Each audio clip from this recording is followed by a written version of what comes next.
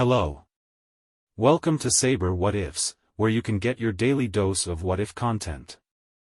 If you enjoy this video, make sure subscribe and like this video to motivate me to make more.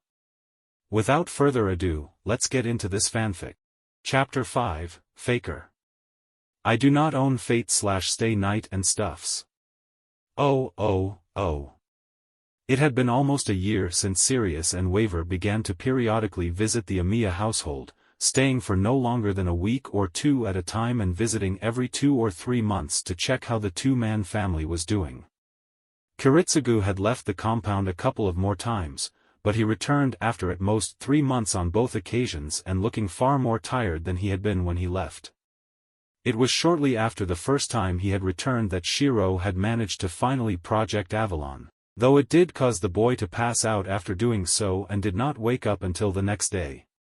It was far from perfect, with inconsistencies in the magic at some parts and the quality of the gold clearly not matching up to the original. However, it still possessed the magic that made it a noble phantasm in the first place. Since then, Kiritsugu had implanted the imperfect projected copies that Shirou had progressively improved on into his body in order to prolong his time on Earth. Shirou in turn would improve his tracing capabilities dramatically by repeatedly reproducing the incredibly complicated and powerful noble phantasm. The boy didn't know that he was prolonging his father's life. He merely thought that his dad was simply testing out his creations extremely thoroughly. With his circuits and skill, he could at best do so once a day without overstraining and potentially killing himself anymore, and he risked doing extreme damage to his magic circuit or his body, which was somewhat impressive since there weren't that many spells on the planet alone that could actually be too much for a circuit that could pump out a little over 400 units of prana at max, other than the standard divine mystery level summonings or attacks that were designed to take down said divine mysteries with sheer destructive power. By the time Shirou's circuits fully develop, Kiritsugu estimated that the boy would manage to have a max output of around 600 units, a very impressive number considering the average non-crest-bearing magus ranged from around 200 to 400 at best. Still, Kiritsugu could feel his time coming. Shirou's Avalon copies were certainly doing their job and improving with each implant, the latest copy lasting him almost half a week before it finally disappeared. However, it would not enable him to live as long as he would have if he didn't give the boy his remaining crest circuits. As such, he spent as much time as he could with the boy when he wasn't at school. Playing, teaching, drinking tea. The two spent long amounts of time with one another, enjoying the other's company. Kiritsugu knew that his son idolized him. The shine in the boy's eyes spoke of nothing else as he told him of stories of the magic world and what magi could really do, and of some of his, less violent adventures. That didn't mean that he got irritated at the boy on occasion. Shirou. Kiritsugu frowned as the two finally made it back to their home. How many times has this been this month that you've gotten yourself into a fight at school? 4. The boy answered in a muffled voice, ashamed to look at his dad in the eyes with the one eye he had that wasn't swelled shut from the beating he had recently gotten in trouble for. 6. The man corrected before sighing and scratching his head, frustrated. Shirou, I know that you want to help others. Every time I get a call, it's about you standing up against multiple older bullies almost twice your size each. That's not a bad thing, but you have to put some concern into your own well-being too. What do you mean? The boy tilted his head to the side, confused. That guy was being bullied, so why shouldn't I have helped out? It was the right thing to do, so it doesn't matter if I got into trouble or got hurt a bit. A lance of emotional pain pierced through Kiritsugu. Once again Shirou's complete lack of self-preservation came to light, something akin to suicidal tendencies under the guise of noble desires that was more than likely bound to either break, kill, or twist the person known as Shirou Emiya in the future at some point. To give someone like this the dream to become a superhero to the world, no, he couldn't do that in good conscience, not again. The images and cries of the heroic spirit in red flashed through his mind. Shirou. He began slowly with a sad look on his face. Do you know how much you hurt me when you say things like that? The boy looked at his father in shock. What? He stumbled back, not expecting for his idol to say this. He continued. People can hurt in more than one way. They can hurt when those they care about are hurt, when they die, and when they do things that make them worry. He stepped forward. You have to care more about yourself, son. You have a great heart, bigger than most would ever have, but you don't realize how much people can hurt by watching their loved ones risk themselves needlessly as if their lives don't matter. He looked at the boy worriedly. Is that something you want to do? Do you want to hurt me? The boy shook his head frantically. No. It's not like that. You don't have to worry about me. I just wanted to make those bullies stop as quickly as possible so. You did something reckless and instead of doing the safe thing and get a teacher, you jumped into the fray yourself. Kiritsugu finished the boy's explanation in a dry tone. You always do this, Shirou. You try to undertake these things yourself in place of others despite the fact that they may be suited better to doing it simply because it may trouble them. He shook his head. I just want to be like you though. The boy argued with frustrated tears welling up. I want to help people like a superhero. Like you helped me. There it was. There was the cause of so much pain for so many people in the future. To hear it actually come from Shirou's mouth now though, even when he is still such a small child, terrified the man to no end. He closed his eyes and before Shirou knew what happened hugged him. Shirou. Kiritsugu muttered, some tears forming in his eyes. I was similar to you once. I wanted to be a hero of justice. To stop all the bad things happening in the world, and I did try to do that with all my might, but, you don't really know what such a path is like. I don't get it, Dad. The scared and confused boy whispered, never seeing this side to his father before. What's so bad to be a hero? To stop bad guys? To make everyone happy? To be a hero. I had sacrificed and killed so many people to save many times that number of lives, even though doing so slowly killed me painfully on the inside. Kiritsugu muttered, not trusting his voice to speak any louder than he was. My father, my adopted mother, my partner, my wife, all dead because of me, and my beautiful daughter, my true daughter is kept away from me so that I will never see or hear from her again. All for the sake of saving the world and saving lives. I became a monster that took them. He whimpered. It is so lonely, and you will hurt so many people no matter what you do. If you isolate yourself for too long, you wouldn't even become a human anymore before you realize that the fighting won't stop and that in order to keep on saving people, you will have to keep on killing others. Your heart would go so cold that neither the most beautiful and caring woman, nor the most disgusting and sickening acts would be able to move it. You can't call someone like that a hero. He took in a shuddering breath. Shirou. I truly only have you left. If you died or if something permanent happened to you, I would have no meaning left in me. I'd be all alone. To see my only link to humanity care so little for itself terrifies me more than you can possibly imagine. He laughed bitterly. I know, you are probably guilty for being one of the only ones to live through the fire, that you have to live for others' sakes because you feel it's unfair that only you lived. The boy's sudden rigidity was enough to confirm his suspicion. If that's the case, then live, Shirou. Help people, yes, fight bad guys if you have to, but live the lives that those that died couldn't achieve. Have loved ones. Have a family. Keep them close and be happy by making them happy. Protect them. If you truly wish to use your magic to help others, I will not stop you, but please at least put your loved one's feelings into consideration. Kiritsugu couldn't see the boy's face at the time, however it would probably have been best if he didn't, as Shirou's expression was not one that he would have preferred. It did contain some compassion and hurt, however the dominant emotions on the boy's face were confusion and fear. It was the innocent stare of a child that truly did not understand the true meaning of what his father was trying to tell him. It held an unnerved stare of uncertainty, showing that the boy did not know how to respond appropriately to his father's request. The man did make sense in a way, but the overall message eluded him. As such he said nothing in fear of saying the wrong thing and making his beloved father even more depressed. Yes, Shirou Emiya was truly distorted from the fire. He did not see why he should truly be happy when all those that burned around him and had their lives ended so cruelly no longer had the chance to. The boy now only felt true elation when he helped others, and yet. The boy did understand bits and pieces of what his father said. People died in the world. That in itself was obvious. Shirou had seen that firsthand. Apparently if you were a hero, that happened around you more often than he would like, and to people you knew too.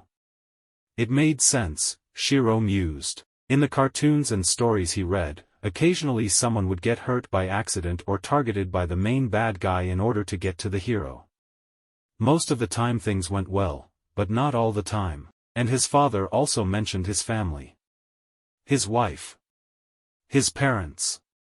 His daughter. To lose so many people close to him in order to go for his dreams. It made it sound like it was almost better to be alone with no friends or family in order to be a hero, but did he truly want to be alone forever? If it was to protect people then he might consider it, but how sad would it make his father? The man who he idolized truly wanted him to have a family before being a hero. The man who saved his life and gave him purpose again, wasn't that being selfish to put his desires before those of people who might need his help? But then wasn't it also selfish to not live the life that those who died in the fire would envy and have a loving family? The questions upon questions of distorted morals cycled and assaulted the boy as he tried to understand his father's pain. He wanted to know what to do or say in order to make this right. A hero most likely would have known, but Kiritsugu was asking him to not be one. What was the right thing to do then? Shirou was a small boy, however that did not matter much when he instinctively reinforced his body and pushed his father away, forcing the man back a good few steps. Kiritsugu stumbled back for a moment before seeing his son stare at him with confusion and fear on his face before the boy turned around and ran out of the house like a frantic animal. Shirou! The man shouted as the boy turned the corner and disappeared from view. He was far from the condition he would have needed to be to chase after the unnerved child and as such could only stumble to the main entrance and look in hopes to at least have a decent idea of where the boy may have ran to. Oh, Shirou ran. His mind was too clouded by what his father had told him, of what he should do, of how he should live, of what his dreams would bring him to care about where he was going. What was it that he truly wanted? What was it his father truly wanted? Was doing the right thing not so simple as what he meant? How could he help others without hurting his dad? Before Shirou knew where he was, he had found himself standing at the local park. It had barely registered to him that he was breathing heavily as he took in his surroundings and began to calm down. The day was closing as the sun set in the distance, making the sky look as if it was on fire, burning as intensely as his lungs and head were. He hated it. Even when he tried to clear his mind, even the sky itself would remind him of the fire. Why? Why was it so hard to make people happy? Isn't the world simply supposed to be beat the bad guy, rescue the town, stop the monster? Sure, there would be a hard moment every once in a while, but can't they all be worked around in one way or another with enough hard work? After enough time he could be strong enough in his magic to do more things, help more people. He could keep on helping and helping. But would he stop? Should he stop? Surely the right answer is to keep on going so long as people still need to be rescued, but Shirou knew even then that he probably wouldn't be able to save everyone. If that was the case, would he be able to have a family? His dad was right, if he wanted to honor those that didn't life, he should at least have a loving family, but would he have to sacrifice them too to be a hero like his dad did? Heroes did have enemies after a while, and they would most likely go after his loved ones. If he was a true hero he could save them, but memories of the fire had brought him back to reality. There was no way to absolutely ensure that everyone lived all the time. He was snapped out of his thoughts as he heard something nearby. He didn't notice them first since he had been exhausted and confused, but since he had actually stopped for a bit he had become aware of the world around him once more. The primary sounds he heard was laughter, most likely from kids his age if their voices were any indication. The thing was though that said voices reminded him of those of the bullies he would often pick fights with when said bullies were picking on some unfortunate target of the day. Focusing on his listening even more, sure enough, he soon picked up the very quiet whimpering of the suspected target, a girl if the high-pitched voice was any indication. The short-tempered boy growled and began to correct this injustice when he stopped. This is exactly what he had done to make his dad worried and sad in the first place.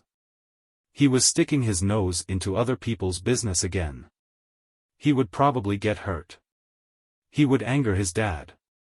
But the distinct sound of flesh hitting flesh met the boy's ears and in an instant Shirou had made up his mind.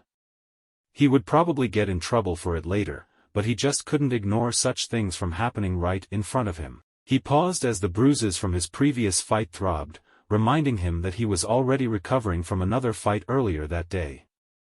If he fought again he would probably not only get into trouble, but also hurt in a way that would take much longer to heal. The sound of the bullying continued, causing the boy to grit his teeth in frustration.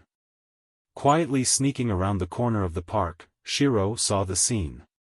3 boys a year or 2 older than him were surrounded by a small and silent girl with purple hair that looked about a year younger than him. The boys took turns kicking and shoving the exhausted female between them, who did nothing in retaliation other than hold her arms up to make the pain less, almost as if she had given up on trying to fight back in the first place. There were no adults around and no one had noticed him yet. Shirou breathed out calmly. This was just like his lessons with Waver and II. When faced with a tough problem, don't rush things or you'll do something stupid and get hurt. He didn't do it earlier that day because he had let his temper get the better of him, but now after running for a long time he was too tired to get over emotional about these things. He wouldn't fight all 3 at once, but that didn't mean he couldn't get rid of them or make them stop hitting the girl. Picking up a rock and taking aim, the boy launched his projectile at the nearest offender and was rewarded with the satisfying sound of stone hitting flesh. "Oi jerks!" he shouted, getting the attention of the boys. "You're picking on a girl by herself? That's so lame." He paused to see that the one he hit was now on the verge of tears from getting hit. "Ha! 1 rock and you're already about to cry. Get him!" yelled the victim of the sneak attack as he and the other 2 boys turned to their latest target. "Trace, on!" the outnumbered boy muttered under his breath and flooded his bones and skin with prana. Shirou knew that he shouldn't use magic against civilian kids, but he was just so sick and tired of everything right now that he couldn't really care less. Besides, he only enhanced his bones and skin so that he wouldn't get hurt that badly if the fighting went against him and so that he could hit harder. And so Shirou fought the older boys at once, and was beaten relentlessly. He may have had some basic fighting training from Sirius, Kiritsugu, and Taiga, but it was nowhere near enough to handle 3 opponents at once. Time and time again he was kicked and punched and thrown to the ground. Just as many times he had once again picked himself up with determination. He wanted to help the girl, yes. He wanted to stop those bullies, yes, but they weren't the reason why he stood back up time and time again only to be beaten down. No, the reason why he didn't back down was because if he did so, he felt as if he would never truly understand the reason why his father wanted him to not become a hero of justice and go out of his way to help people. In his mind the only way to find out why it was so bad for him and others was to do so anyways. So far though all it was doing was annoying his opponents and making him hurt a lot. Looking past the group, he saw the girl he had rescued looking at him with dull purple eyes curiously, almost as if she was expecting something of him that he had not done yet. He didn't know why, but the girl looked as if she was crying before the bullies had gotten to her since the red marks on her eyes looked older than a few minutes. Before he could think about it anymore though, a kick to his side brought him back to realizing that he was fighting 3 kids at once and losing badly. "What the heck is he made of?" grunted one of the boys as he rubbed his foot. "It's like hitting a rock." He won't stay down either. Panted another as he put his foot on Shirou's back in attempt to do so. Is he stupid or something? He has to be. Grumbled the leader, kicking the red-headed boy's skull lightly. Why else would he try to pick a fight with us? Maybe he knows her. Suggested the first one as he turned to see where the purple-eyed girl still watched on curiously. I don't. Shirou grunted as he tried to pick himself up again only to be held in place. I just fought you 'cause you were picking on her. The leader laughed. Ha! He really is just stupid. He doesn't even know when to give up. Actually, that's partially my fault. Spoke a tired, calm, but chillingly empty voice from behind all three boys, causing them and their victim to freeze. Standing behind them was an exhausted Kiritsugu looking down at them with an sweaty body, but his face was stone cold and emotionless. Shirou shivered as he felt no warmth at all coming from his father's eyes. If you three wouldn't mind. I was in the middle of a conversation with my son before he decided to go somewhere else. The boys shivered as the man's impossibly empty gaze turned even colder, as if he was contemplating how to kill them. Of course their young minds, other than Shirou's, didn't comprehend the exact feeling having never experienced or have come close to death, however their bodies all recognized the danger this newcomer presented. I would appreciate it if you didn't bother the young lady over there anymore either. It wasn't a request. All the children there could feel it in their bodies that if they didn't do what the man said, they would suffer greatly. It had less to do with how the man said it than it had to do with pure instinct. Kiritsugu had at most a circuit or two that he could activate if he was truly pressed, however he didn't need it for something like this. He was carrying himself like an assassin, a murderer, and he was now looking at potential targets. They were not children or boys or family, simply lives on a scale. As such he could present himself in a way that could put all but the most hardened of individuals on edge. His words merely conveyed what he wanted.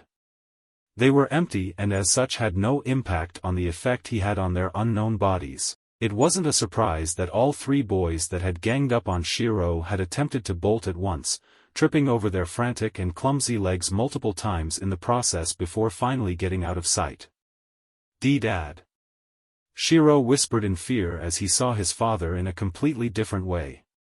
This was not his teacher. This was not his friend. This was not his father.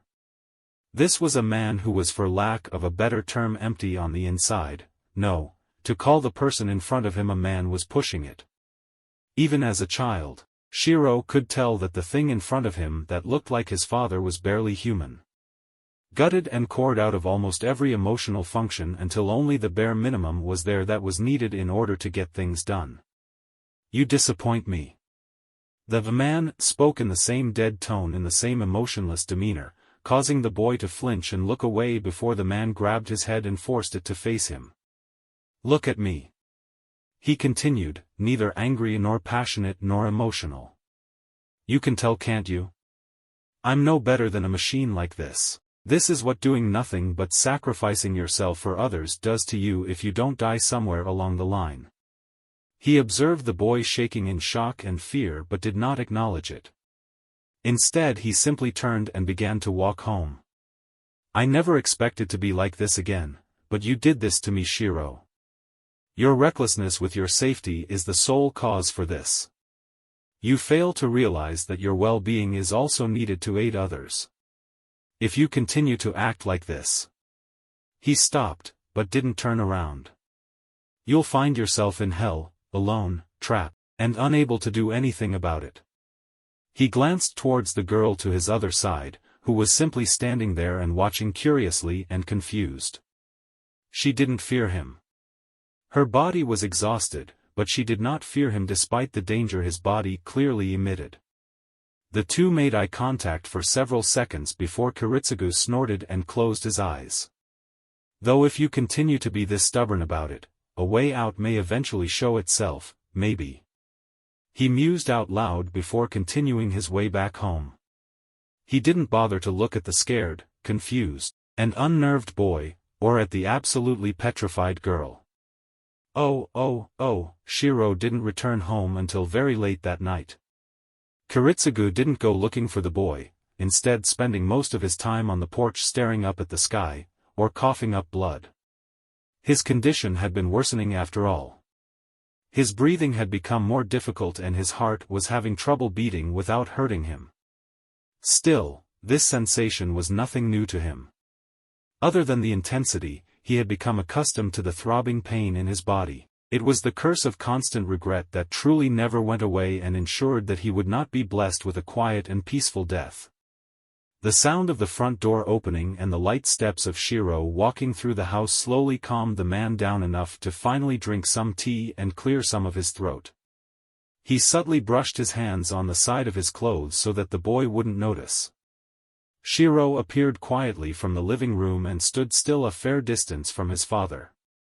The air was quiet other than the sound of the evening insects making noise. "You took your time," Kiritsugu mused almost casually. There was little mirth in his tone, however it was still a far cry from how he held himself when he left the boy. Shirou shifted nervously from side to side. "I had to take the Sakura back home, and then think about what happened today."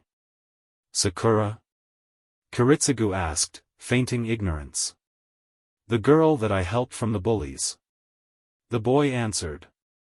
"She lives in those western buildings on the rich side of town." "I see." The father mused before going quiet again. "You used magic in public," he stated in a darker tone. "You were angry that I was getting hurt." The redhead excused himself feebly. "I only reinforced my bones and skin so that the damage would be less. No one noticed. Well, they did, but they just thought I was just different like that." Kiritsugu sighed.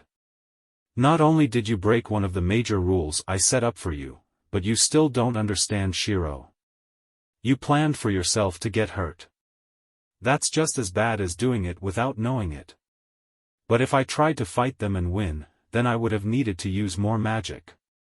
The boy argued. "Did you try to think of other ways to get rid of them that didn't involve fighting?" Kiritsugu frowned. "Such as changing your voice to that of an adult's and scare them off." "I know you are capable of doing that." Shirou looked away guiltily. "No," he mumbled. The father remained quiet as he began to drink again. He knew the boy well enough to know that once he recognized his errors, or at least what came out of his errors, he would at least try to figure out what the problem was on his own and attempt to fix it. He may have been a bit too blunt with the boy when addressing the situation. Kiritsugu knew what the problem was, he knew what would happen should it remain unaddressed, however addressing it was the main concern. Shirou was distorted, and it was his greatest strength and weakness. He needed the boy to recognize it, realize its effects on him, and adapt to it in such a way that it would not truly shatter his son later on in life. In comparison, it was like trying to get a rampaging alcoholic to adapt to a life where he has to cut back on his drinks but not cut off his intake completely and make sure that he wouldn't binge ever again. Now make said rampaging alcoholic a traumatized 11-year-old boy with a fairly short temper with access to magic and replace his addiction with alcohol, with an addition to help people, which in contrast is significantly more difficult to argue against doing. This was what Kiritsugu was attempting to accomplish. Right now though he was still at the get him to admit or realize he had a problem step. Shirou nervously stepped forward, closer to his father. Did you really kill a lot of people? More than either one of us would like to believe. Kiritsugu sighed, looking up at the sky. And, did it was all to become a hero? The boy shakily asked. The magus killer remained silent before finally deciding on his answer. It was, at first. He started off slowly. I wanted to be a hero of justice. To rescue people. He laughed bitterly. My father had a sealing designation and because of his carelessness condemned the entire island we were staying on to death for his research, but even so he wanted to continue. He closed his eyes. He didn't know that a freelancer had come into contact with me and explained the situation, why all those people I was friends with were killed by enforcers and the church. If he had decided to stop, we probably would have managed to escape the island and live somewhere else in peace, but he didn't care at all for others' lives, so when I came back to him, no older than you were now, maybe even younger, and he explained what he planned to do and turned around. He chuckled dryly and held out one hand, making a gun shape with his index and thumb before making a bang sound. One to drop him, then a few more in his heart and head just to make sure he was really dead. He pretended to ignore the shocked look his son was giving him. The sad thing was that he had stayed on the island that long because I hadn't come back yet. I was the only one he truly trusted. He shook his head and sighed. After that, I did jobs for and with the freelancer who found me in the first place. She taught me. She fed me. She clothed me. In a way she became the mother I never had, but I killed in the process. Always killing in order to keep more alive. Kiritsugu continued for hours, telling for the first time uncensored stories of his past, of what he's done. Of his daughter, his wife, of his descent into borderline madness, everything. He never used last names, and left out many facts about the Fourth War, including the fact that he had started the fire and that it was held here, but other than that he truly gave Shirou Emiya a true picture of what his father was and what the world could be like. It was likely he had scarred his son once more, but so long as these scars served the purpose of reminding him that he had others, he would not relent in the slightest. Shirou. The tired assassin spoke once more, his throat dry from overuse. You have a very difficult life ahead of you, not only as a magus, but as my son, and among other things. There are no doubt people who have a grudge against me that would take out their frustrations on you. You will face many trials regardless, and I am trying my best to prepare you for them, but that is all I can do. You have to deal with them yourself. The boy was now sitting next to him with bags under his eyes. Whether it was from being up for so long or from mental exhaustion was anyone's guess, but it no doubt prevented him from detecting the proclamation of his father's oncoming death. The trials of being a magus, right? He muttered tiredly. I can sort of get what you mean by me risking myself. I guess it's why so many other kids don't like getting involved with the bullies. I always just thought that they were all just cowards, but now that I think about it, it does make some sense. They could be cowards regardless. Kiritsugu added. Unless backed into a corner, most people in today's society try to avoid fighting themselves as much as possible. It's hard though. Shirou continued. I have this power, and I know what's right and what's wrong, but even though I have to hold back, I always have the urge to do something. Sword. The father sighed. What? The boy blinked. It's your element and your origin. The man explained. Sword. It explains why you're so adept at tracing weapons and turning things into weapons and related objects. Because of your origin you're compelled to fighting when put up against violent problems. When you're out of your league, you're compelled to think of yourself as a disposable tool. Useful, powerful, dangerous, but disposable. Why, you knew what my origin and elements were? The boy's eyes widened in shock. I had hoped that you would be told when you got older and more mature, but I see that you needed to know this now, not for your magic but for yourself. Kiritsugu stated. I guess it's affecting your judgment more than others are. I would say that it also explains your short temper, but then again all kids have that. Sword. The boy repeated, as if trying to convince himself that this was his true nature. I'm a living sword, huh? He smiled weakly. That's pretty cool in a way, I guess, learning sword magic and all. Sword magic. The dad snorted and shook his head before being struck with inspiration. He nearly hit himself for not thinking of this sooner. Shirou, let me try to put it in an easier way for you to understand. You know that the best swords not only have powers and pick their owners, but they have special scabbards too? He pat the boy on the head gently. You have to find that, son. You are not a hero of justice. You are a sword of justice, but you are still human, which makes things more complicated.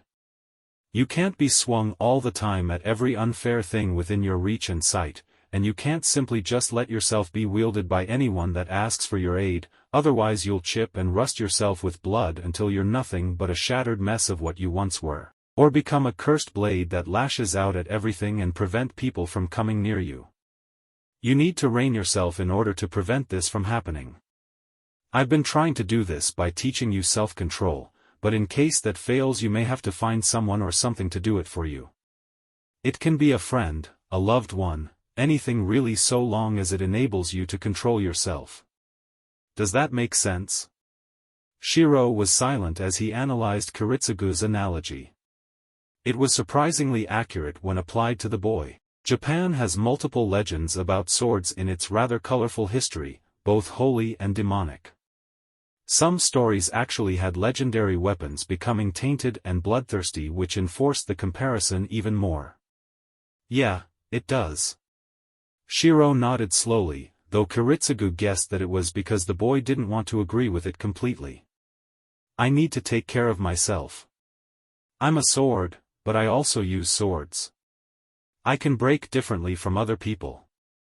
He looked at his hands as if seeing something else. My body is made of blades. The father suppressed the shiver going down his spine, only nodding in response. Yeah. It is.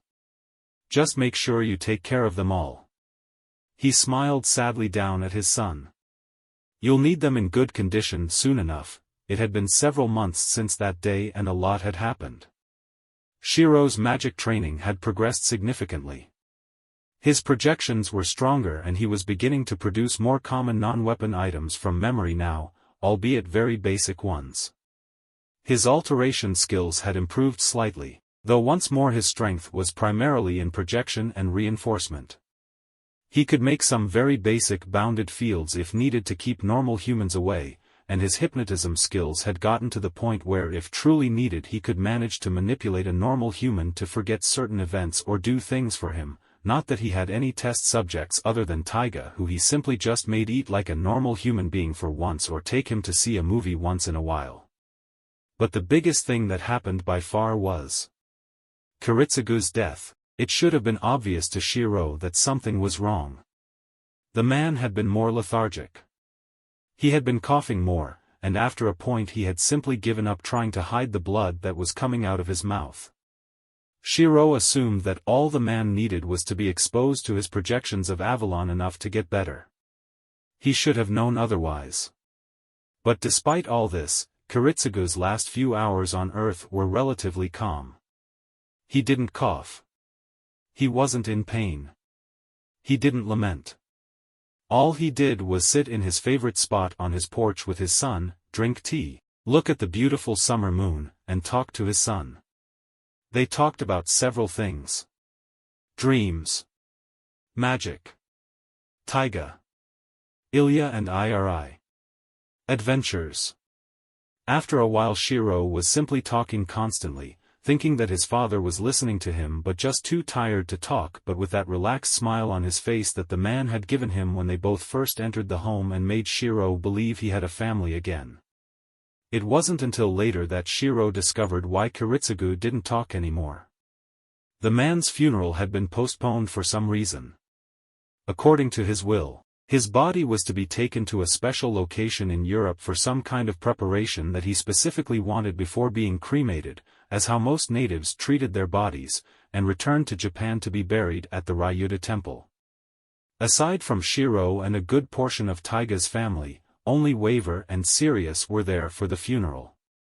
"It's not your fault, lad," Sirius had told the boy when Shirou brought up the idea that he could have done more to help Kiritsugu. He knew his time was comin' before he even adopted ya.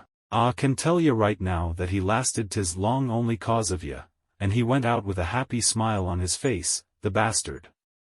"That's a lot more than he ever could have hoped for considerin' what his life was like, Shirou." Waver knelt down in front of the boy after serious words of comfort. "Kiritsugu asked us to help continue with your magic education after he died, but we can't be here all the time. In order for us to properly train you even a fair amount, you would have to come with us to England during your major school breaks, the the spring, winter, and summer ones, and self-teach yourself when you are here. That won't be much of an issue since we had already set up additional bounded fields around your home to increase your privacy to that of a workshop, and double that for the shed which technically is your workshop. However, we wanted to ask your permission to do so first. Sirius and I are fairly busy people, so we need to plan all of this beforehand in order to make things work. There was a brief pause. Kiritsugu may not have told you this, but there is going to be a very dangerous event held in Fuyuki in several years that he initially didn't want or expect you to be in, but things have come to light that have changed everything. All three of us have been training you to be prepared for it when the time comes, since you, of all people, are the best hope we have at resolving this said event without things getting out of control. He took out a long wooden box and gave it to the boy. Kiritsugu and us had put several things in here that would prepare you when the time comes. The box will not open until the appropriate time, and trust me, it will let you know when that is. The letters in here are enchanted so that only the person who it is intended for can open and read it. Keep this in your home where no one will find it. That had been over a month ago. The sword element magus had already come and gone to England for his first session of training since Kiritsugu's body had returned during the middle of his summer break, and even though he was exhausted mentally and physically, he could tell that Sirius and Waver had gone easy on him due to him still getting used to his father's death. It had annoyed him somewhat that he couldn't check out the clock tower since his existence was supposed to be somewhat of a secret, but he couldn't complain much since his lessons were already more than enough for him to handle, and his homework for his next trip to England was just as tedious, which unfortunately included English, which he wasn't that good at in the first place. It didn't help that Sirius was the first one to try to kick-start his lessons in that particular language, that is, until Waver finally got wind of what was happening and rescued the very confused and frustrated boy. At the moment though, Shirou was simply sitting on a park bench near his home and staring off into the sky. School would start in a few days and Taiga had been smothering him since he got back home. He wanted some time to himself. "You're back," mumbled a small voice to his side, snapping him out of his absent-minded state. He turned to see the familiar purple-haired girl looking at him almost curiously from the side. "Oh, you're Sakura, right?" Shirou asked, trying to remember the girl's name. He had not seen her since that day he walked her back to her home. "How are you doing?" The girl didn't respond at first as she looked at the boy with defeated eyes, as if looking for something. "Thank you," she said softly. "Huh?"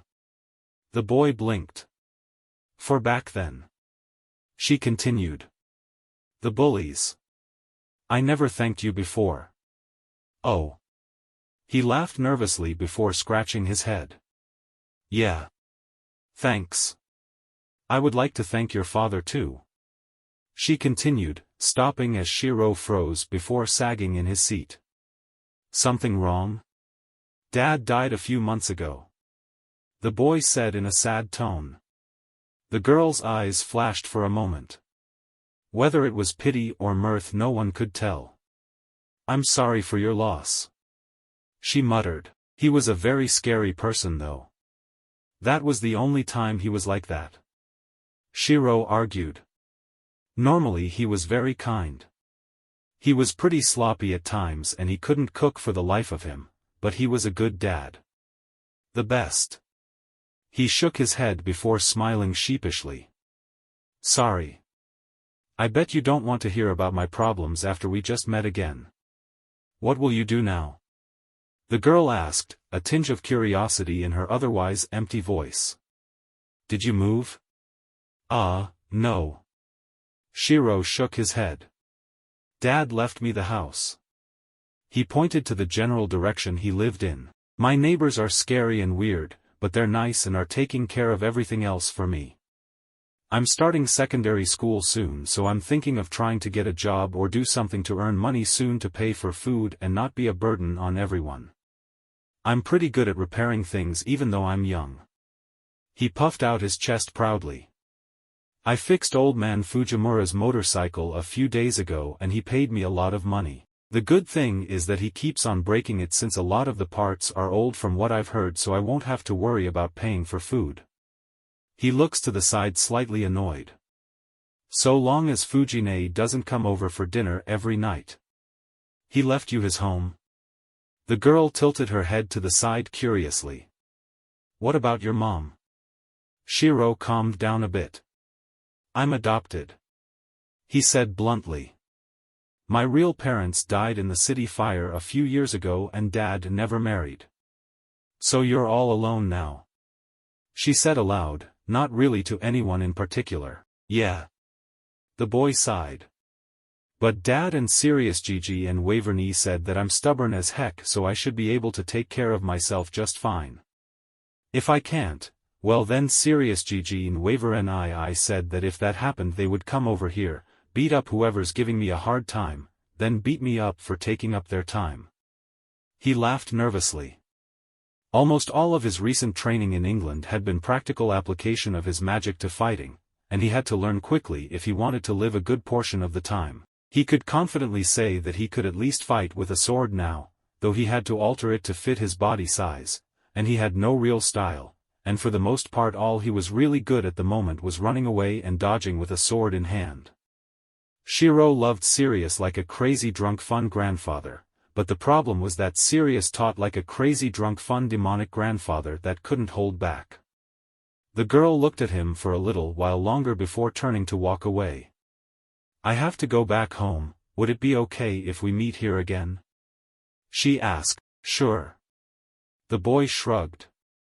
I'll probably rest here on the weekends after food shopping if I don't have anything else to do. She nodded. I will see you next weekend, senpai. Senpai? Shirou tilted his head to the side. My name is Shirou Emiya. You can just call me that, Sakura. You're younger than me? She shook her head. I have another year to do before I go to secondary school. You are my senior. I have to respect that. With that she walked away back up the hill to where her home was. Weird girl. Shirou mused. Better not tell Fujine about her. Knowing her she'd probably just do something weirder. Oh, Sakura entered her home quietly, but not unnoticed. I see you've been going out occasionally during the weekends. Zoken Matu mused curiously. Have you made a friend? Sakura knew better than to lie to the seemingly frail old man. Yes. His name is Shirou Emiya and he is my senpai by a year. She answered bluntly. The old man's eyebrows raised in surprise for a moment before they lowered again. Emiya?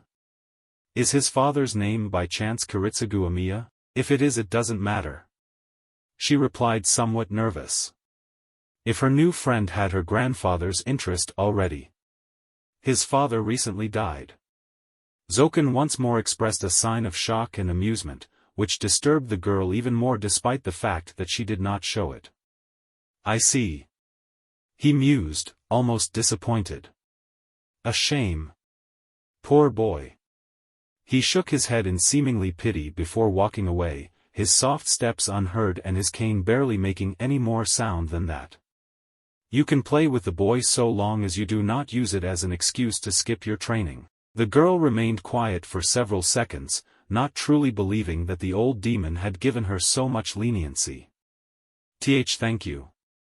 She quickly bowed before going straight to her room, not believing her fortune or this turn of events. Shirou Emiya. Zoken mused as he went down the secret staircase down to where he kept his familiars.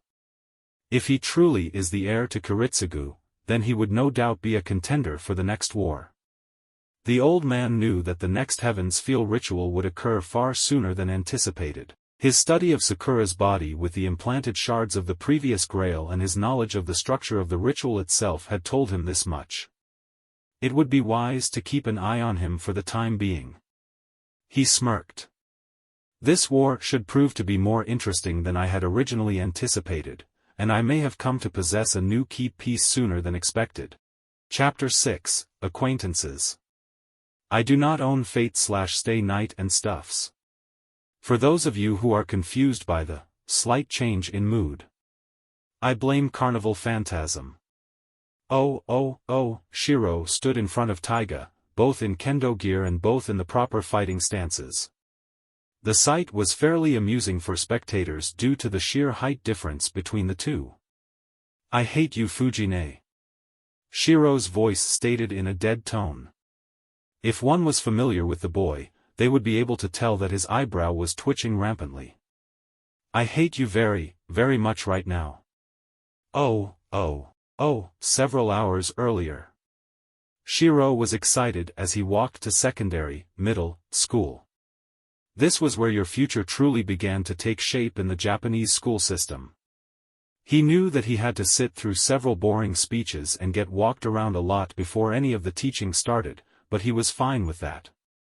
It was nice to have an even-paced education for once after spending a month in England learning magic by the seat of his pants at breakneck speeds. The morning for him had started off fairly simple. Wake up early. Do some warm-up exercises. Practice some projection magic. Make breakfast. Hypnotize Fujine to help him with the dishes after she bummed breakfast off of him if she isn't late for school. Wonder what she meant by her having a surprise for him that day. Then go to school himself. Other than the demon teen's eager hint of a surprise, it was a perfectly normal morning. Arriving at the school grounds, the boy looked around. The main larger building on the compound was the high school section. There were a lot of small buildings and fields around it where most of the sports clubs gathered and held meetings. Turning a bit, Shirou spotted the second largest building in the area, which was where the middle school was. Fuyuki City was fairly standard in that the local middle and high school were set up in the same compound. Students could transfer to private high schools if their grades and credentials were good enough, but otherwise they would get a simple pass to the high school here so long as they weren't flat out failing. Looking around, the boy saw that there were many kids his age or older walking in with their parents for support. The reminder that he had lost his parent figures in his life not once but twice did flood the boy with jealousy for several moments, however he quickly regained himself. There was no point in pitying himself now. He still had family even if they weren't related to him by blood, and if he started dwelling in the past now he might as well rip off the thaumaturgical crest on his chest and give up the name Emiya right now. Now that he looked carefully, he could see several students that came without their parents too. Feeling more confident about himself, Shirou slapped himself in the face to wake himself up and walked to where the youngest students were heading for their orientation. Rin was on edge. The apprentice magus had long attempted to emulate her father, noble and faultless, always trying her hardest to make things seem as elegant as possible. It would explain why their magecraft was based around using jewelry to some extent despite the financial ramifications. However, Rin was still not only a young and rather inexperienced magus, but a girl with a rather short fuse and unfortunately many buttons. She hated her guardian Kirai Kotomine, she had a large competitive streak, she despised being looked down upon, she didn't like to admit defeat or being shown up, and she didn't like surprises. So when she walked to the middle school and detected the presence of another magus, she was not only surprised, but pissed as well. The unidentified person had used a fair amount magic recently, but wasn't using any now if the residual traces of prana in the air were anything to go by. Why was there another magus in her family territory? The only ones that should be in Fuyuki City are herself, those in the Mato family and Kirai. Kirai's at the church, and other than Zoken and her, the Mato's bloodline was magic-free by this generation, and she wasn't in secondary school yet. Gritting her teeth, Rin walked with a hand in her pocket, fingering the jewel in it. She was still studying mostly magic theory and basic spells. The only offensive magic she really had under her belt was the ability to release the stored prana in her family jewels and aim them like cannons, but that was a last resort. Even though she was an average one, a person who had an affinity to all 5 basic elements, she had yet to actually learn to use any of them as a decent weapon yet. She had been practicing her Glander curse recently, but it took too long for her to fire them off to be useful in battle. She paused. What was she doing? Unless the intruding magi was a complete idiot or didn't know about the association, he would be keeping his magic to a non-existent level during school. As such, whoever it is wouldn't be doing anything should she corner him. She grinned confidently. All she had to do was corner the rat and threaten him with her jewel to tell her everything when no one is around. That shouldn't be too hard, even if the trail would go cold after time. Flicking her hair back confidently, the Tosaka walked to school, ready to begin the game of cat and mouse, eager to see how she would come out victorious. Oh, Shirou was bored. He was in the middle of what seemed to be sixth speech of the morning inside the gymnasium with the rest of his classmates, and it almost made him think that studying theory with Waver NII was less boring than this, almost. Looking around desperate to pass the time in any way possible, the redhead saw that many other kids his age were feeling the same way he was, judging from how many had their eyes closed, their heads hunched over, or were whispering to their neighbors. Losing his patience, Shirou decided to do something he frequently did these days to pass the time. He did structural grasping on virtually everything inorganic he saw. While technically magic, the amount it used was so minuscule, and the fact that there was no physical effects of doing so gave him the excuse to use it whenever he wanted without getting caught, so long as no one magically tuned was paying any specific attention to him in particular. Plus, since he was almost in the middle of the crowd of roughly 300 students, it would serve as practice for increasing the distance at which he could analyze things. The wooden floor under him was made of 748 planks of wood. 31 of them were rotten and needed to be replaced. The chairs around him that were being used, a good 2 to 3 dozen, were on their last legs, no pun intended. The pen on the chest of the old teacher to his right was about halfway full with ink. The lights on the ceiling were going strong, but they hadn't been changed in about 4 years. About 2 of them would fail in a few weeks. One of the basketball hoops had been replaced, but several of the screws were missing. A teacher was wearing a suit completely made of silk. How did he afford that on his salary? The microphone that the teachers had been using for their endless speeches was a bit far from where he was, but he could still determine its rather basic structure and design. The Game Boys that several of the kids around him had whipped out were all identical, sans the game they were playing and how much juice they had left. 2 of them were so drained that the boys playing them would be hard-pressed to get to the save point before the thing died on them. Technically, he didn't know what each and every part of the circuit boards and chips did, but he could at least identify their general purpose and what they were made of. He didn't really see the appeal to those things anyway. All they did in his mind was waste time when you could be doing something more productive, though he assumed that it was simply because none of the kids playing them had the ability to make swords pop out of thin air. There were 1 or 2 cell phones out as well, but despite their different outer appearance, their internal functions were all pretty much identical.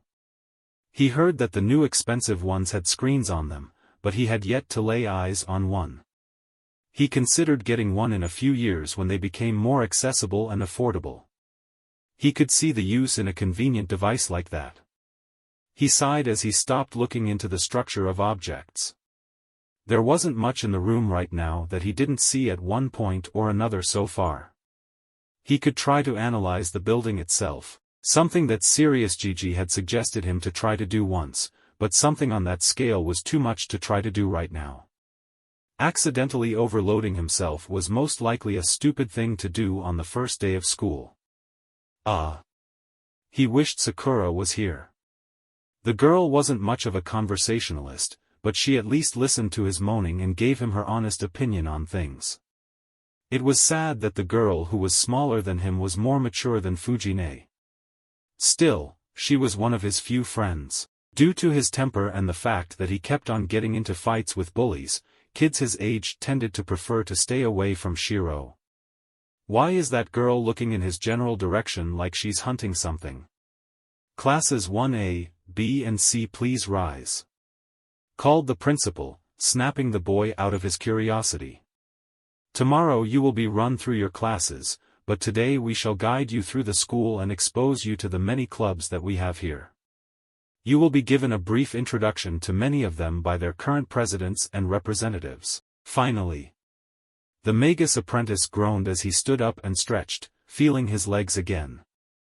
I thought they would never stop. He followed the rest of his classmates as they walked to the teacher, waving them closer. Apparently they were going outside. Rin grit her teeth. Damn. She didn't know what frustrated her more. The fact that the idiot magic user was in her age group, the fact that the idiot magic user had actually been using magic during the speeches, or the fact that he had managed to stop using his magic and everyone started to move before she could pinpoint him.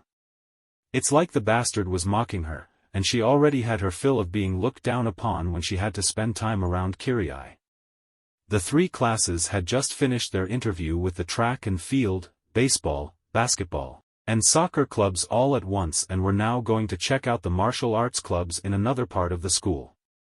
She was sure that the source was coming from the Class C group, but she couldn't tell who. At least now she knew that the idiot magus was someone her age. That evened the playing field for her since they both had the same experience, or should at least, which put things in her favor since she had her family crest and all 5 elements on her side. Most noble families with long backgrounds tended to stay away from Japan, so whoever it was, odds weren't likely that they had more up their sleeves and foundation than she did. The classes had entered the dojo when one of the boys from the suspected class stopped in his tracks and paled dramatically. Oh no! He whispered in fear. Shirou-kun! Shouted an upperclassman girl from the other side of the room dressed in kendo attire as she charged through the group and hugged the screaming boy, confusing the heck out of everyone there. Fujimura! Shouted one of the teachers in irritation. I don't know what sort of relationship you have with that young man, but I demand that you let go of him this instant. Why? The red-headed boy shouted, stuck in a hug so strong that might as well have been a headlock. Why does this have to happen on the first day? Because I love you, silly. The girl grinned and began to relinquish her hold on the boy, only to grab his arm in a vice-like grip and drag him to the other side of the room. Also because I want you to help demonstrate some kendo as my special helping buddy to sponsor my club since none of my teammates want to spar with me. Why the hell do I not have a say in it either? The boy shouted defiantly as he tried with all his might to escape without results. Because you don't. The upperclassman smiled sweetly, causing everyone in the room to look at her funny. You're already better than most of the freshmen in the high school and you don't run away screaming from me when I get serious. You're kidding me. Pointed to one of the 2 other males in kendo robes and pointed to the short boy. That shrimp is actually better than the guys 3 years older than him? The one you bragged would be an unstoppable force of nature by the time he was a freshman? Yep. Taiga smiled happily. He still sucks, but his reaction times and raw talent are amazing. She paused and looked around confused. Now where did I put that armor for you? Your compliments aside, I am not kidding when I'm telling you that your Bakken is cursed. The boy once again attempted to negotiate himself out of danger. That thing won't stop until it draws blood. Rin noticed out of the corner of her eye the other 2 members of the high school kendo club were nodding shakily. Fujimura-san. The guiding teacher feebly attempted to get the girl's attention. We don't have a lot of time here and the other clubs want to do their part too. Plus I'm fairly certain that we aren't allowed to let younger students demonstrate so early. Shirou's an exception. He has a dojo in his home and I've trained him a bit for the past couple of years. She smiled. Don't worry. If anything happens to him my folks will take care of things. Dad and Gramps love this kid and he's my neighbor anyways so I can take care of him if I get a bit too rough. Rin curiously wondered why all the adults and upperclassmen froze at the girl's mention of her father. Maybe she was related to one of the major financial donators to the school since at his mention none of the other teachers or students stopped the girl from kidnapping her classmate. Taiga sighed as she dragged the boy to the dressing rooms. Come on Runt, the faster you get changed the faster we can spar, the faster it's over and the faster I can get more potentials to join the club. Why me? The boy, Shirou wept comically before both of them disappeared behind the door. Sensei? Rin raised her hand. You do know that she just went into the boys' dressing room, right? Damn it, Fujine, I know how to change myself. Shirou's voice roared defiantly from the other room. It sounded less like they were changing and more like they decided to start their match early inside the room. We'll just assume that it will all turn for the best when it comes to Taiga-san's antics. The Kino Club's teacher sighed. Let's just introduce and get as many of the other clubs out of the way before Fujimura-san returns. Rin's eyes narrowed disapprovingly. This was supposed to be higher education, but the teachers apparently still allow the students to act as they pleased. No, there was no time to dwell on that, she had an enemy to track down. Rin didn't care much for the martial arts clubs that explained what they did. She was already proficient in Chinese Kempo due to her family tradition, no thanks to Kirai. If she was able to reinforce her body a small amount or grow up a few more years, she could easily beat the elder teens in front of her with ease. She already had good technique, her body just didn't have the needed force yet. Once more she was snapped out of her search by the insane senior who literally kicked open the door and dragged out Shirou, who was now in full armor and holding a bakken much like the girls, only. You have to be kidding. Rin muttered to herself as she got a good look at the girl's weapon and suppressed a shiver. The weapon, despite all logic, really was cursed. It was possessed by some kind of feral spirit that screamed of bloodthirst. Hell, it was hungry enough that the people in the room who had no idea what magic was were shivering due to the thing's presence. Please don't tell me that's what I've been detecting all day long. She pleaded under her breath as she watched the two demonstrators get into position. Poor idiot doesn't have a chance. I hate you, Fujine. Shirou growled. I hate you very, very much right now. I love you too, Shirou-kun. Taiga replied sweetly from inside her helmet, completely contradicting the killing intent she was giving off at the moment. Shirou breathed out slowly to calm himself down. This was no big deal. He had been through worse when he sparred against Serious Gigi and that puppet mannequin familiar he kept around. He never managed to land a hit on either one of them, with or without magic, but he did get a hell of a lot better at reading opponents' movements and dodging things that would cause him pain.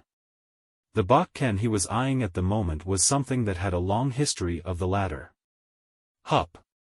Taiga grunted as she rapidly approached the young boy with her sword already coming down to strike his head. She was exceptionally fast and skilled despite her personality, already having a third-degree black belt in the sport, but she was holding back and Shirou was determined to at least make his sister figure work for his misery. Crack! The boy's sword was blocked by Taiga's demonic one. Few people had seen it happen, but the boy had just barely avoided her swing and had counterattacked at the earliest possible moment. Unfortunately, it wasn't enough to get past the girl's defenses. She was stronger than he was. She was faster than he was. She was more skilled than he was. Shirou had tried to address this while running for his life in England, but as hard as he attempted he couldn't pull anything off. He acknowledged that he was a sword and should be used like one, but at the same time he knew that odds were likely that he would constantly be at a disadvantage in a fight against another magus or some sort of elemental. He had to be trickier and more flexible with his fighting and his magic to live longer. He grit his teeth as he barely dodged and deflected Taiga's relentless assault while attempting to counter-attack whenever he actually saw an opening. Honestly, how could no one see that evil aura surrounding the girl and the weapon? It was one thing to play ignorant, but this was ridiculous. It didn't help that his body felt too restricted using the single sword to block and attack all the time. Maybe if he used two swords instead of one in order to improve his flexibility, though he heard that using two at once was really hard. Wham! Having been distracted by his musings, Shirou missed the fast swing from his bottom right that hit him in the ribs and sent him flying a good few feet before he hit the ground in a painful heap. The air from his lungs was gone as he tried to adapt to the lightning that coursed through his body originating from where he was hit. Gah! The boy hissed. Damn it! This is why I hate sparring you. Whoa! One of the other club members blinked. The kid really is good. I didn't think he'd be able to block her attacks, let alone manage to counter her. Come on Shirou-kun. Taiga laughed evilly with her Bakken ready and red eyes glowing from behind the helmet. We haven't done a full set of points yet. Do you think we should tell her that she's actually scaring away anyone that would want to join the kendo club? Asked an archery club member. Don't worry. Whispered the other kendo club student. She's already graduated. Her college classes don't start for another few days, so she decided to come help us out, warm up and teach the upperclassmen a few things before she goes. I'm going to miss the rest of school for the day if this keeps up. Shirou moaned as he stood up again. Maybe even the whole week. He shook his head. There's only one thing I can do to snap her out of it. The only thing that can make her overwhelm that cursed weapon. Come on. Taiga crooned. Let's hurry up. Fujine. I have to go now. Shirou sighed as he took off his helmet, worrying many of the teachers and students there to no end. If we keep this up, I'll be in trouble. His eyes narrowed. If you get me in trouble, Fujine, I won't cook dinner for you anymore. The reaction was instantaneous. Within a second, the downright murderous Taiga had dropped her weapon of death and was now wrapped around the stiff boy's waist and clearly crying her eyes out despite the helmet preventing anyone from seeing it.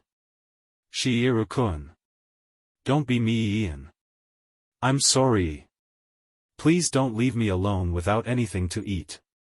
Everyone else in the room either face-faulted or sweat-dropped, clearly caught completely off guard by this turn of events. Many students and teachers would without a doubt claim that this was the most interesting and bizarre first day of school ever. Oh, honestly. Rin shook her head as she navigated herself around the massive crowd of students to exit the school grounds. It was only a minor cursed sword.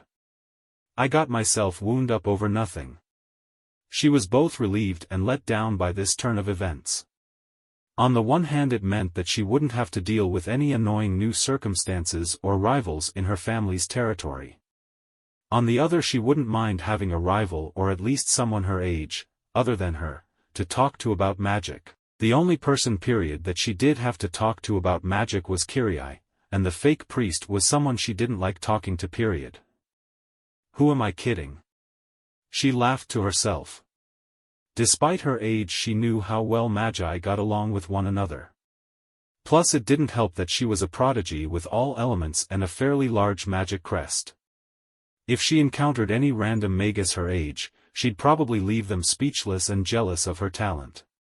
Then she'd have to fight them off and probably win due to her overwhelming advantage. Rin was so busy mentally praising herself that she wasn't paying attention to where she was going, and hence she ran into several girls that were a few years older than her. The resulting crash caused them all to fall onto the ground and drop many of the things they were carrying, including Rin's magically charged jewel. Ow! The tallest of them hissed. What the heck was that for? It's some stupid freshman. Grunted a fat one. Idiot, probably got lost. Grumbled the third, who looked like she had far too much makeup on for a girl her age. TCH. Rin clicked her teeth, mentally berating herself for being so careless. Oi. What's with the silent treatment? The tallest glared at the Tosaka. You're supposed to beg your senpai for forgiveness when you screw up like this. Go on. Bow down and say you're sorry. Poor shrimp is probably scared stiff to move. Snorted the fat one as she began to pick her stuff up before pausing and seeing something among the mess. Hey, what's this? She bent over to pick up the jewel. Rin's face paled. That's mine, don't touch it. My, what's a midget like you doing with a treasure like this? The makeup wearer crooned as she gazed upon the blue sapphire and took it from her friend curiously. You must be a spoiled little princess if your parents let you walk around with this. The Tosaka grit her teeth. Her father was dead and her mother was delusional after some freak tried to strangle her and she went insane due to the lack of oxygen the same day. Give it back. She growled. It wasn't a matter of the jewel being a part of her magecraft anymore. It was now a matter of family pride. There were too many people around to do magecraft. She'd have to think of something else. In the meantime, she huffed and crossed her arms. It doesn't suit such low-born fools like yourselves. The three girls growled and slowly ganged up on the smaller one. Before they could do or say anything though. I saw the whole thing. It really was an accident and you should really give her back her jewel. The red-headed boy from before was standing to the side and staring at them without much care. Huh. If it isn't another new brat. The fat one moaned. Are you here to protect your girlfriend or play the hero? I don't know her and I'm not trying to be a hero. I'm more of a sword. The boy corrected the elder girl, getting strange looks from the four females. I'm just doing the right thing. The sapphire is hers and you should give it back. Or else what? The makeup wearer struck a defiant pose. What are you going to do? Tell your parents on us? My daddy is rich so your parents will just back down if they complain to us. Or maybe you're going to beat me up for it. She smirked as her two other friends stepped up, using their height and numbers to be more intimidating, which if they were paying any attention wasn't working at all. Go ahead. Try it.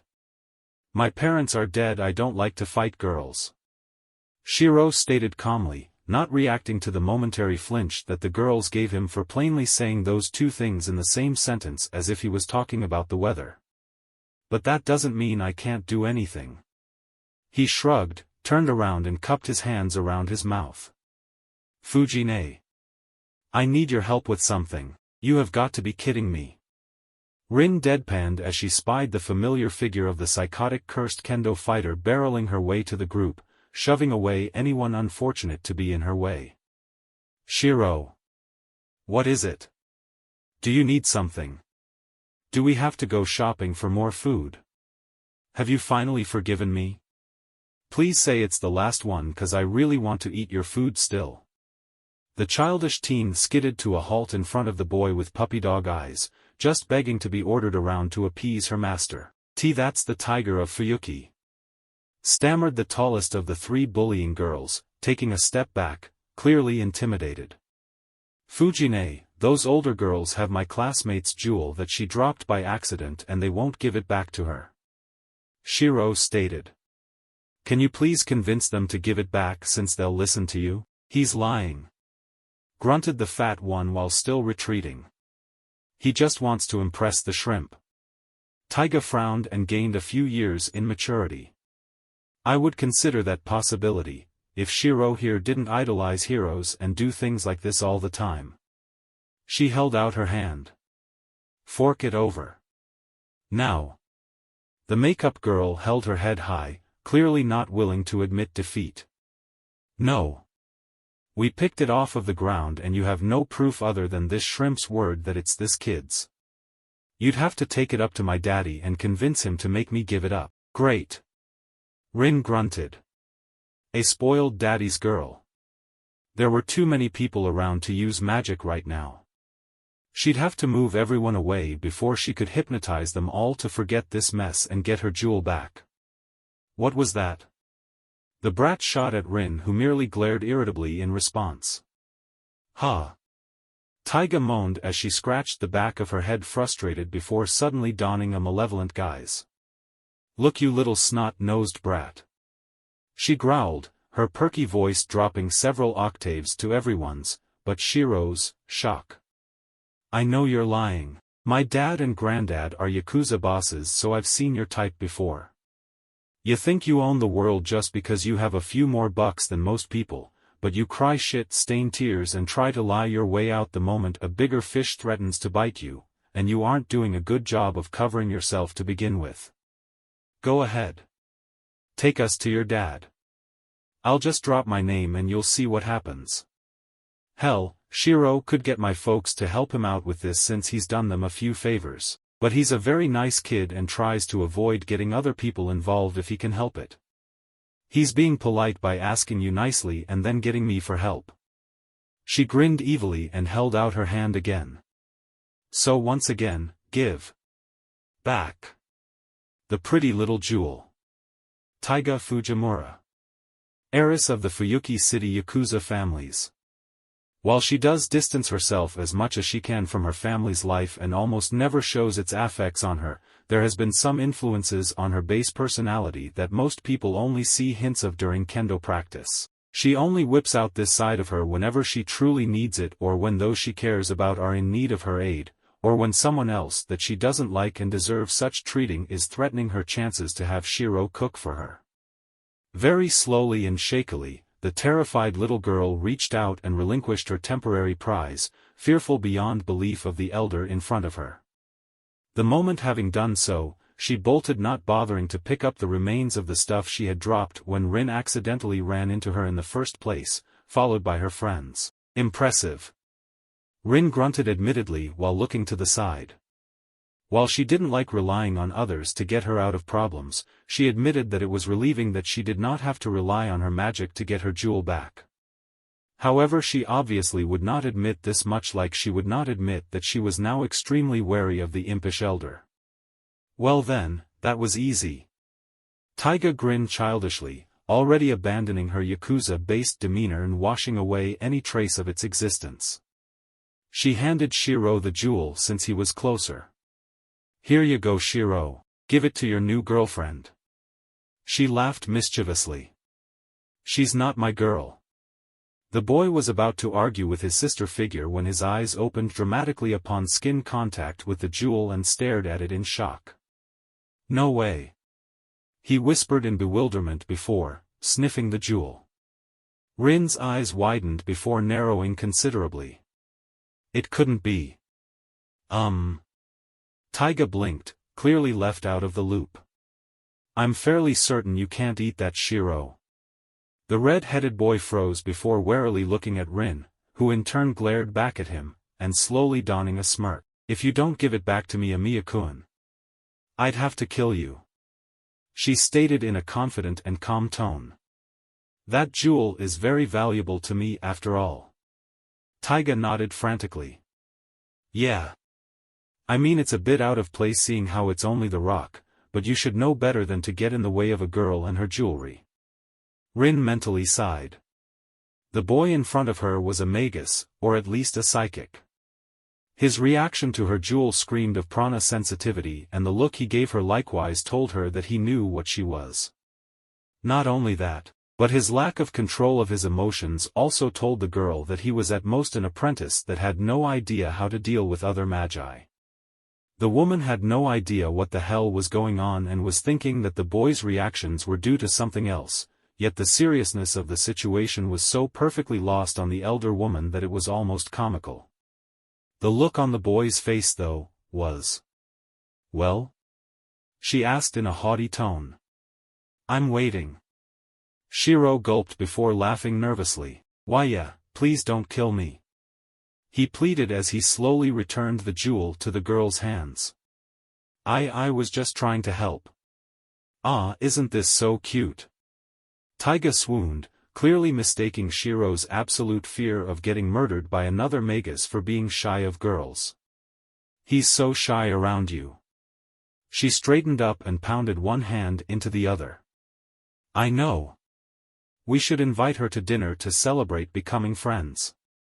What? Both Rin and Shirou asked/squeaked in disbelief. Yeah. Taiga nodded with finality. Shirou has trouble making friends his age cause he keeps on getting himself into trouble fighting bullies. This is a great way for him to start off his middle school years. With a girl as a friend. I take back what I said earlier. The red-headed magus wept. Please kill me. Right now. It took a moment for the Tosaka to regain her composure herself before crossing her arms and smirking. No, I want to see where this goes. It will amuse me. She ignored the boy's visual progression into despair and turned to Taiga. I'd love to come for dinner. Can you please tell me where Emiya-kun lives so that I can come later? I have to tell my guardian where I'm going tonight. Taiga nodded, also ignoring Shirou's frantic gestures to deny the girl's request. Sure. She took out a pen and paper and began to write down instructions. You know, it's really good that you're doing this. She sighed gently. He really doesn't have any friends around his age and he's going through a rough time. His dad died a little over a month ago and all he's been doing lately is hanging around older family members in Europe. He only got back a week ago. Rin's eyes momentarily widened. Europe? You mean like England? Taiga nodded. Yeah. London in fact, though he's traveled to other parts of that country from what he's told me. She sighed as she handed Rin the instructions. Still, he needs someone like him to talk to. Big sister here can't be here all the time, you know. I really wish today was one of those times. Shirou wept. Stop pouting, you. The oblivious woman slapped the boy upside the head. Why was that the only thing you heard? The boy cried and raged at the laughing Taiga, chasing her away. No doubt he wanted to get home as soon as possible to prepare for Rin's arrival. The Tosaka looked at the disappearing pair with an unreadable gaze. His father recently died and he's been in England since then, huh? Oh. Kirai mused curiously as Rin prepared to leave. You are eating at another person's place tonight? But I had planned to make something special for your first day at secondary school. The girl shivered. Not because the priest was such a sketchy person, not completely at least. It was mainly because his idea of a special meal normally involved food so spicy and hot that it could literally set a person's mouth on fire. She had seen other adults attempt to eat his cooking before and they ended up either crying on the floor, drinking well over a quart of some form of fluid, or pass out due to the pain. Sorry to disappoint you. She started in a voice that clearly didn't believe it. But I happened to make some friends today and I was invited over tonight. It would be in poor taste to not show up when they no doubt have already made preparations for my arrival. I see. The unnerving man nodded in agreement. Indeed, it would be most unbecoming of you. Very well. I shall expect you back within a reasonable hour so we can continue your studies. The girl nodded before heading out the door. Before she left though, she paused. Hey Kirai. I know you've probably told me this before, but other than the Matu, there haven't any other magi in the area for years other than for the wars, right? The man raised an eyebrow. Well, I may have missed one or two magi that have passed through the city by chance, but no, there haven't been any other families residing here other than those two since the Third War. Why? Rin's response was crisp, casual, and well-practiced. Well, I was watching this upperclassman who graduated spar with a Bakken earlier and it was definitely cursed. Everyone could tell that something was wrong with the thing. I was wondering if it was something left behind by some old family or along those lines. Kirai looked at the girl with interest. A cursed Bakken? No. That doesn't ring any bells, though it is rather embarrassing that something of that nature managed to get past my watch and got into the hands of a civilian, let alone exists. You'll have to show me the weapon and its owner to make sure that it's properly disposed of and no permanent effects are on the girl. How very generous of you.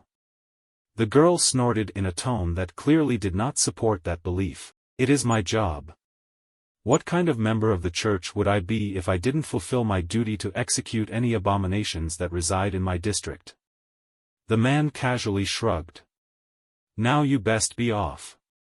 It is just as rude to be late for a meeting than it is to not come at all, you know. Rin glared at the priest before turning away without a word and closing the door behind her. She truly hated that man. Inside the Tosaka residence, the hated man smirked briefly before turning back to the kitchen where all the ingredients he prepared lay. It was a shame. He had indeed gone through all this trouble to make a special dinner for her, though he guessed she ran because not many people did enjoy his particular taste in food. The girl obviously didn't want him to see her friend or interfere with her personal life.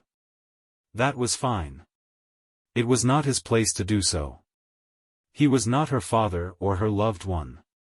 He was merely her guardian, and the one who killed her father, and staged the events that led to her mother's permanent mental damage.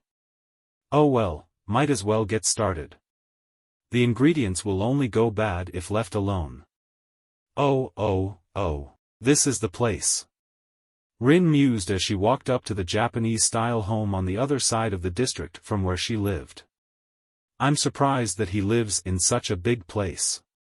She stopped a few feet away from the main gates and expanded her senses. Now that she was focusing on the area in front of her, she could definitely tell that there were several bounded fields here, all of which were extremely hard to point out even when she was paying attention. There didn't seem to be any that affected the physical world or performed any enhancement enchantments. They seemed to be fairly standard actually. She could sense a field that kept magical energy inside, she could feel another that prevented loud noises and drastic changes on the inside to be detected from the outside. A familiar barrier field, a spying barrier field, and one that she could barely determine as some kind of alarm. Really the place was less of a workshop and more of a home to some magus that really likes their privacy, if it weren't for the fact that all the fields were extremely difficult to detect. That was some high-end magic considering the girl's skills were already exceptional for those several years older than her. She doubted the boy Shirou had made them all, which means she had another question to ask him after the upperclassman leaves. The female magus shook her head before walking up to the front door and ringing the doorbell.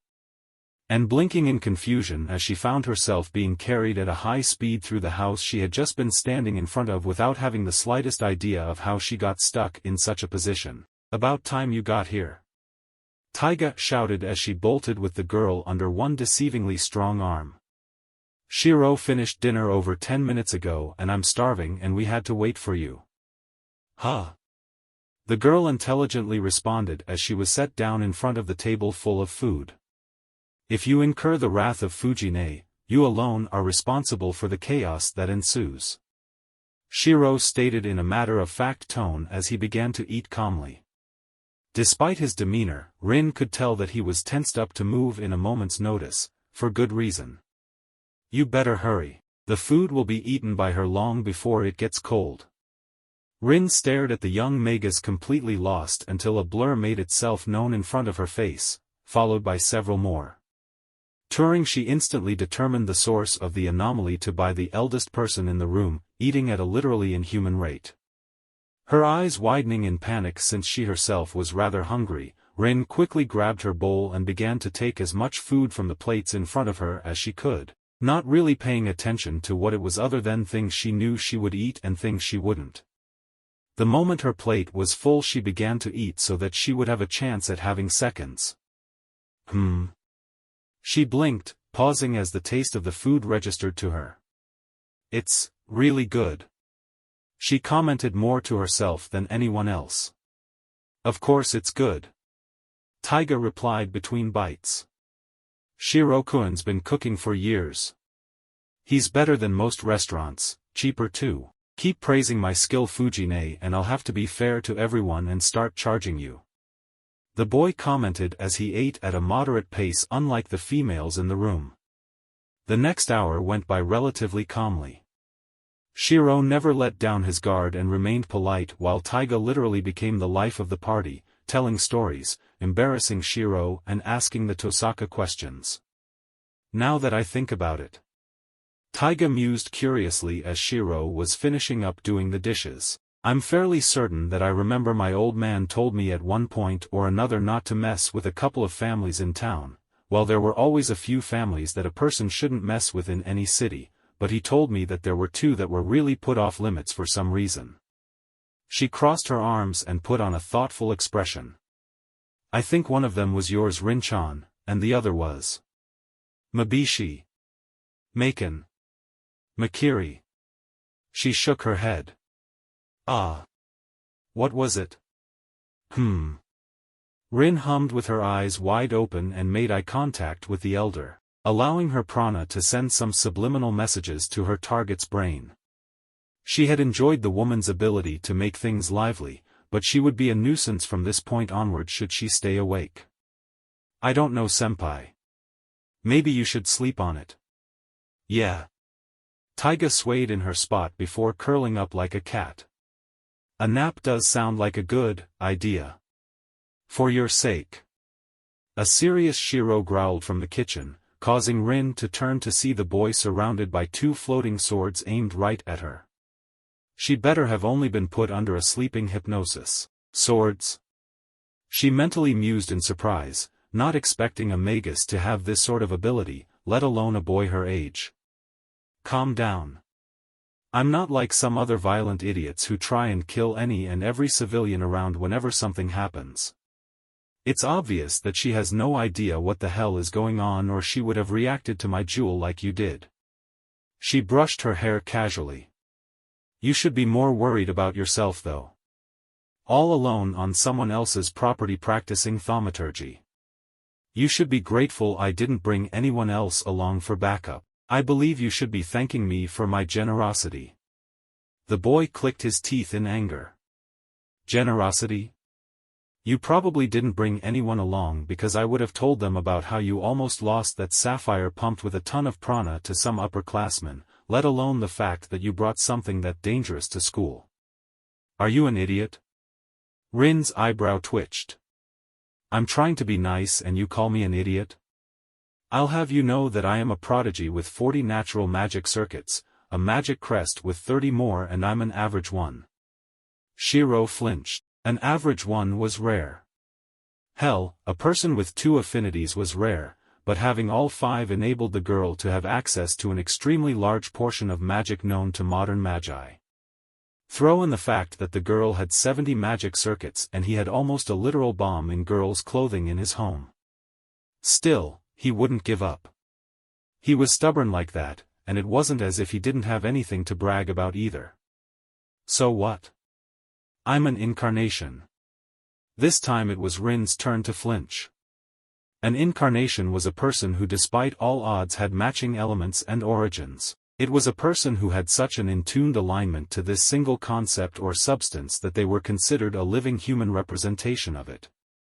If the odds of being an average one was like winning the lottery, being an incarnation was like striking gold and oil in your average-sized backyard. Part of the rarity had to do with the fact that most magi's elemental alignments were set to the standard 5 that made up an average one's elements. What an incarnation was fully capable of was still fairly unknown since they were so rare and each one had a different alignment, but it was generally accepted that whatever they were capable of specific fields and spells of thaumaturgy that was impossible for the rest of the world to achieve. What? No way. You're lying.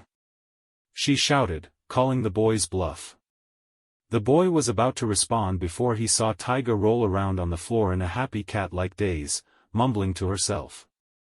He sighed, the tenseness of the situation leaving him now that he knew that Rin didn't really do anything other to the eldest one there other than make her sleep. How about we just call this a tie? You don't believe me. I have swords pointed at you, and I'm fairly certain that neither one of us wants to fight. Rin glared at the boy for several moments before sighing and relaxing. Sure. I just came over to see what the heck another magus my age was doing here in the city alone anyways. Shirou let out a breath of relief and dispelled his weapons. He had completely been faking things the entire time. He could only make 2 swords at once and he still was trying to figure out how to fire them. At the moment the best he could do was project them above his head and point them at his opponents, but he obviously wasn't going to tell the girl that. He shook his head and sat down, dispelling his projections in the process. So what do you want to ask me? Rin mentally let out her own sigh of relief. The boy obviously was trained differently than she was. Aiming swords at her, even if they were projections, the boy was easily trained to be more of a combat type of magus like the enforcers. She could probably last a while against him and she probably could outsmart him with her wider range of spells, but she wasn't trained for fighting. The odds of them fighting were in his favor. Suddenly the girl realized that going alone to this boy's home, most likely his workshop, alone was a very obviously dumb thing to do. Thankfully though, the owner was also alone and happened to be an honestly nice person, a rarity among modern magi. What is your family doing here? She started, keeping her cool demeanor constant. You are obviously trespassing on my family territory. What are you studying here? Shirou shrugged. Dad and I were just living here. He wanted a peaceful life and I was simply happy to be with him. The only magic we studied here was what I could do since Dad simply wanted to relax. You keep on mentioning your dad. Rin commented. What about your mom? He's my adopted father. Shirou replied. My real parents died in the Fuyuki fire and Dad rescued me from it. He adopted me while I was in the hospital. After that he told me he was a magus and then I bugged him to teach me until he did. I see. Rin mused. The boy did have a rather depressing story being orphaned twice, but she's heard of worse stories in the magic world. So you don't have his magic crest then? I do, sort of. The boy interrupted, lifting up his shirt and channeling prana into the 3 circuits there to the girl's shock. A lot of things happened to the original crest. Dad only received a fifth of his dad's, and something happened to him so that only these 3 were left intact from that. Since there were so few circuits and because we knew some people, I was able to live and recover from the transplant. He dropped his shirt. Other than that, I was naturally born with 27 high-quality circuits. But, wh. The girl stammered, not believing that this boy in front of her was lucky, stupid, and bizarre enough to actually implant a crest, regardless of its pathetic size, into himself when he wasn't a blood relative of the clan he received it from. She held her hand in front of her face and glared at the boy. You're not making this easy for me, you know. Says the random magus that I just met today and was invited to my home without my permission by the crazy civilian girl that I have no control over. The boy deadpanned. The girl mused. I guess you make a passable point there. Passable? The boy raised an eyebrow. So why were you in England? The girl continued, angering the boy's irritation. Were there other clan members there? Are they members of the clock tower? What department are they from? The boy shook his head, backing away from Rin as she began to bombard him with questions about the clock tower. Calm down. No, they're just some friends of Dad's that occasionally come by to help me train. I went over to stay with them to continue my training since they can't come over that much. Yes, they are a part of the clock tower. One's a somewhat respected member of the Department of Mineralogy and the other just graduated with honors from the Department of Spiritual Evocation. The girl's eyes shined as she realized that she just might have found her ticket into getting sponsored into the clock tower without having to deal with all the annoying tests and interviews that Asians normally had to deal with, even if her family had a relationship with the second sorcerer himself. Do you think you or one of them could get me sponsored? She asked in a hopeful tone. The boy shivered as he continued to retreat warily. I don't know. You'd have to ask them. Please, can I have some personal space now? The girl paused before she realized that she was crawling up to the boy like a hungry animal, no doubt lost in her desire to get as much information as she could about possible sponsors. Blushing and coughing, the girl distanced herself from the boy and straightened herself again. Regardless, you are trespassing on my family's territory without permission.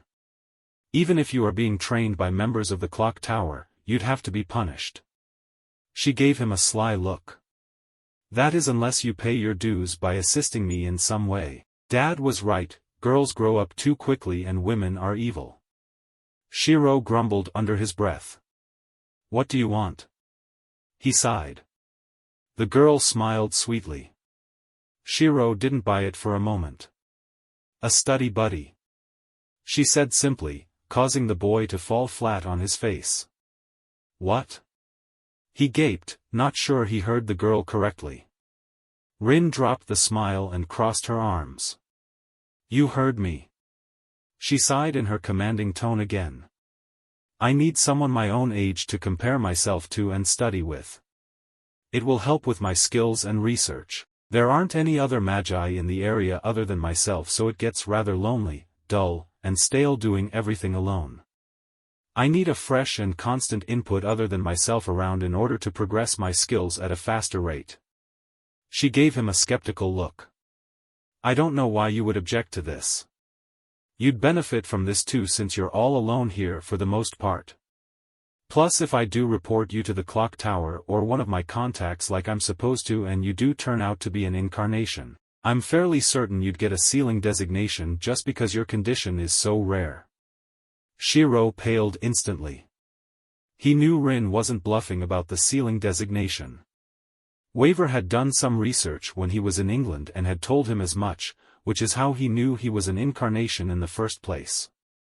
As much as he hated to admit it, he was pretty much at this scheming girl's beck and call now. You really weren't joking about being an incarnation. The girl mused as she analyzed Shirou's disposition, before grinning evilly. I guess this means your life is in my hands now. What else do you want? The boy wept. Make you lunch every day? Clean your clothes? Do your homework? The Tosaka chuckled haughtily and waved her hand dismissively. Of course not. That would be unbecoming of one such as myself. In fact, I would like you to do the opposite when we're in public. I don't want anyone to know that we know one another or that we are on such good terms. Good terms? Shirou repeated, disbelieving what he had just heard. Of course. She smiled pleasantly. After all, what friend would I be to sell out another friend to be dissected? She savored the boy's gulp of fear. I have a feeling that this is going to be the beginning of a very long and beautiful relationship, Emiya-kun. Shirou was, almost, willing to vocally disagree. And then Taiga got up to go to the bathroom. That is the end of the chapters for today. The name and author for this fanfic will be in the description down below if you want to read it yourself. See you tomorrow, peace.